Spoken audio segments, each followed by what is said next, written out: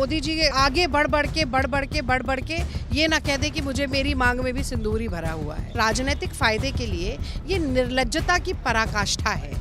अगर सिंदूर का महत्व नरेंद्र मोदी जी जानते हैं तो सबसे पहली फुर्सत में पाकिस्तान के आतंकवादियों जिन्होंने पहलगांव में हमला किया, भारत की महिलाओं के सुहाग को उजाड़ा, उन्हें पकड़ा जाए, उन्हें मौत के घाट उतारा जाए। सेना के बढ़ते हुए कदम जो पाकिस्तान की छाती पर चढ़कर उसको रौंदने वाले थे, आपने ट्रंप के चक्कर में आके सीज फायर करा लिया। सेना की वर्दी का इस्तेमाल केवल एक फोटो ऑप के लिए नरेंद्र मोदी करते हैं तो देश की जनता का सिर शर्म से झुकता है। राहुल गांधी पहलगाम पहुंच जाते हैं, नरेंद्र मोदी चुनाव में भाषण देने बिहार पहुंच जाते हैं। देश और सरकार पर्यायवाची शब्द नहीं है। सरकार से विफल नीतियों पर सवाल पूछना देश को कटघरे में खड़ा करना नहीं है। सरकार की कूटनीति, सामयिक नीति, फॉरेन पॉलिसी अगर विफल होती है तो विपक्ष सरकार पूछेगा, वो सेना पर आक्रमण करना नहीं है। कि जो अंग्रेजों के समय पर होता था डिवाइड एंड रूल, वही इस वक्त भी हो। भारत के जो लोग हैं वो आपस में उनमें फूट पड़ जाए।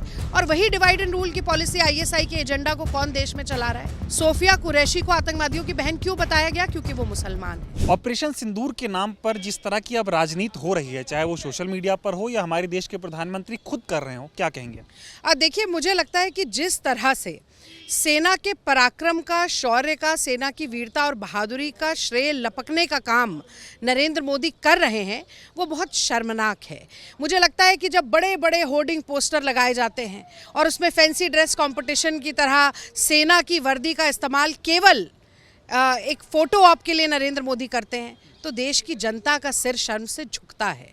आज विंग कमांडर व्योमिका सिंह की तस्वीर होनी चाहिए थी उन होर्डिंग्स पर, कर्नल सोफिया कुरैशी की तस्वीर होनी चाहिए थी उन होर्डिंग्स पर हमने लगातार देखा है कि ये मोदी जी को महारत हासिल है इन सभी कामों में। कहीं फिल्मी डायलॉग मार रहे हैं, कहीं फिल्मी डायलॉग मार रहे हैं और कह रहे हैं कि मेरी रगों में अब सिंदूर दौड़ता है। तो भैया, मांग का सिंदूर तो संभाला नहीं गया, अब रंगों का सिंदूर दौड़ा रहे हैं। मुझे लगता है कि कहीं ना कहीं ये मखौल उड़ाना भी है हर उस विवाहिता महिला का जिसके मांग का सिंदूर उजड़ा पहलगाम में, क्योंकि पहलगाम के चारों आतंकी आज तक पकड़े नहीं गए हैं। कोरोना के समय की हम बात करें तो सर्टिफिकेट पर मोदी जी की फ़ोटो, अगर रेलवे टिकट की बात करें तो रेलवे टिकट पर मोदी जी की ऑपरेशन सिंदूर के साथ फ़ोटो। और मुझे तो अब ये लगने लगा है कि कहीं अगर मोदी जी आगे बढ़ के ये ना कह दें कि मुझे मेरी मांग में भी सिंदूर ही भरा हुआ है। मतलब देश के प्रधानमंत्री ये मजाक नहीं उड़ाना चाहिए, पर दुख होता है ये देखकर कि जहाँ पर इंदिरा जी की बात आप 1971 कहिए, जनता स्वतः कहती है इंदिरा गांधी। 2025 में सेना के बढ़ते हुए कदम जो पाकिस्तान की छाती पर चढ़कर उसको रौंदने वाले थे, आपने ट्रंप के चक्कर में आके सीज फायर करा ली, सिंदूर के साथ सौदा कर लिया। और आप ही के विदेश मंत्री आज कह रहे हैं कि हम तो पहले ही सूचित कराए थे पाकिस्तान की आर्मी को। तो जो टेरर स्टेट की आर्मी ही तो टेरर को पालती है, आप उसे बता देंगे तो क्या होगा? राहुल गांधी पहलगाम पहुंच जाते हैं, नरेंद्र मोदी चुनाव में भाषण देने बिहार पहुंच जाते हैं, लेकिन पाकिस्तान का नाम वहां भी नहीं लेते। राहुल गांधी दोबारा पहुंच जाते हैं, नरेंद्र मोदी सर्वदलीय बैठक तक में नहीं आते, विशेष सत्र नहीं बुलाते। और एक बात मैं ज़रूर कहना चाहती हूँ, 1962 का जिक्र करना बहुत ज़रूरी है। अटल बिहारी वाजपेयी पहली बार के सांसद थे, पंडित नेहरू 72 साल के थे, उनकी आधी उम्र के थे, 3 बार के प्रधानमंत्री। और पंडित नेहरू ने एक बार अटल बिहारी वाजपेयी के कहने पर चलते हुए युद्ध के दौरान, भारत और चीन का युद्ध चल रहा था, न सिर्फ विशेष सत्र बुलाया बल्कि अटल बिहारी वाजपेयी को बोलने का मौका मिला। उन्होंने पानी पी पी कर पंडित नेहरू को और देश की सरकार को कोसा। कभी कांग्रेस पार्टी ने नहीं कहा कि अटल बिहारी वाजपेयी चीन के एजेंट थे, कभी नहीं कहा कि उनको उठा के संसद से बाहर फेंक दिया जाए या उनकी कही हुई बात को एक्सपंज किया जाए। आज अगर हम सवाल पूछने पर आ जाएं तो कहें कि निशाने पाकिस्तान तो मुरारजी देसाई को मिला है, कि जिन्ना की मज़ार पर रोने वाला तो लाल कृष्ण अडवाणी है, और लाहौर बस यात्रा बुलवाने के बाद, कारगिल होने के बाद भी मुशर्रफ को दिल्ली में बुलवाने वाले अटल बिहारी वाजपेयी हैं। साड़ी शॉल डिप्लोमेसी करने वाले, बर्थडे केक खाने वाले, इतिहास में भारत के आईएसआई को जॉइंट इन्वेस्टिगेशन करने के लिए रेड कार्पेट वेलकम देने वाले नरेंद्र मोदी हैं।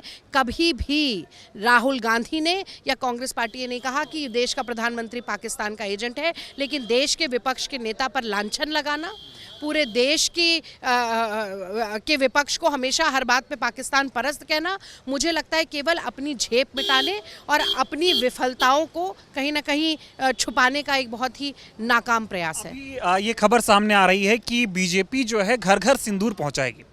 पहले सिंदूर का सौदा जो है सरहद पे हो गया अमेरिका के कहने पे, अब देश में सिंदूर को राजनीतिक सौदे के बीच घसीटा जा रहा है। मुझे ये लगता है कि भारत की विवाहिता महिलाओं के लिए सिंदूर बहुत महत्वपूर्ण है। न सिर्फ उनके सुहाग की निशानी है, बल्कि मुझे लगता है कि उनका गर्व भी है।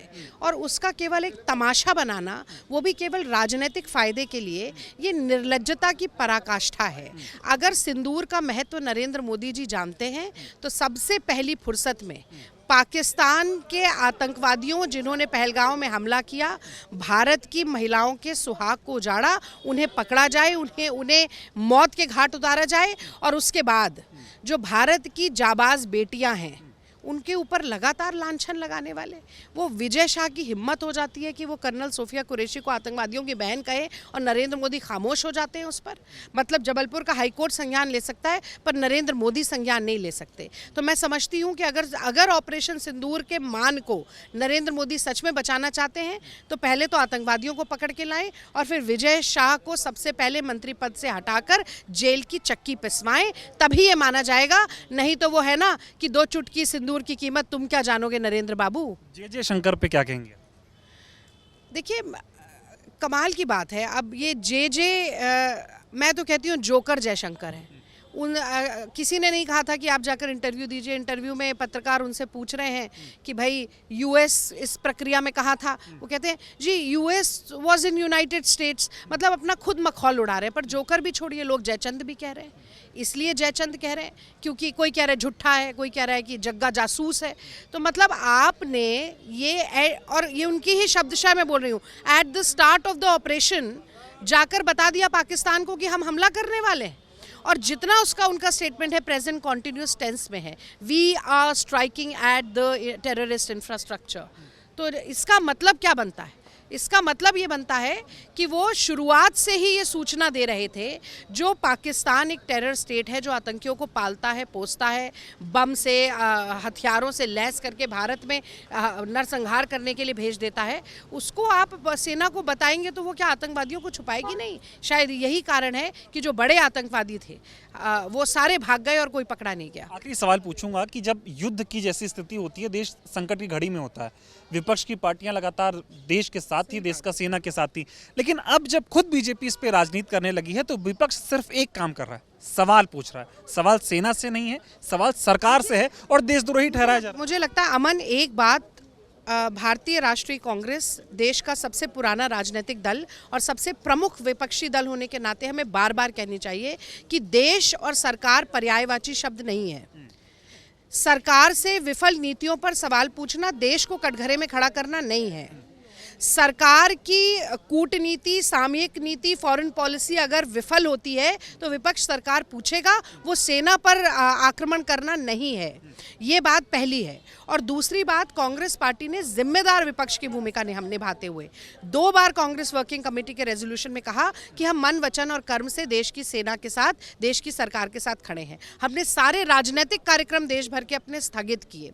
और यही नहीं, प्रतिनिधि मंडल में जब नाम मांगे गए हमने अपने सांसदों के नाम भी दिए कि हम चाहते हैं कि दलगत राजनीति ना हो, दलगत एकता की बात हो। लेकिन आप मुझे बताइए कि जब अनेकता में एकता की मिसाल देने की बात है, जब कौमी एकता, मजहबी एकता को विश्व पटल पर प्रसारित करने की बात है, तो देश में क्या हो रहा है?